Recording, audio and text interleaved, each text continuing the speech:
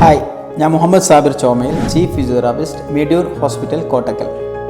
നമ്മുടെ O P ഡിയിൽ കൂടുതലും കണ്ടുവരുന്ന ബുദ്ധിമുട്ടുകളാണ് വേദനകൾ, ബാക്ക് പെയിൻ പോലത്തെ ബുദ്ധിമുട്ടുകൾ. അതുപോലെ തന്നെ ന്യൂറോളജിക്കൽ കണ്ടീഷൻ പറയുകയാണെങ്കിൽ സ്ട്രോക്ക് പോലത്തെ ബുദ്ധിമുട്ടുകൾ, കൈകാലുകൾക്ക് തരിപ്പുകളും ഉണ്ടാകുന്ന ബുദ്ധിമുട്ടുകൾ. അതുപോലെ തന്നെ കുട്ടികൾ കണ്ടുവരുന്ന പീഡിയാട്രിക്സ് ബുദ്ധിമുട്ടുകൾ. അതിൽ സ്ട്രോക്കിന് മാത്രം നമ്മൾ എടുത്തു പറയുകയാണെങ്കിൽ സ്ട്രോക്ക് തലയിലുണ്ടാകുന്ന ക്ഷതം മൂലം, കൈകാലുകൾക്കുണ്ടാകുന്ന ബലക്കുറവ് മൂലം അവർക്ക് അവരുടെ കാര്യങ്ങൾ ചെയ്യാൻ പറ്റാത്ത അവസ്ഥയിലോട്ടെത്തുന്ന ഒരു ഭാഗമാണ് സ്ട്രോക്ക് എന്ന് പറയുന്നത്.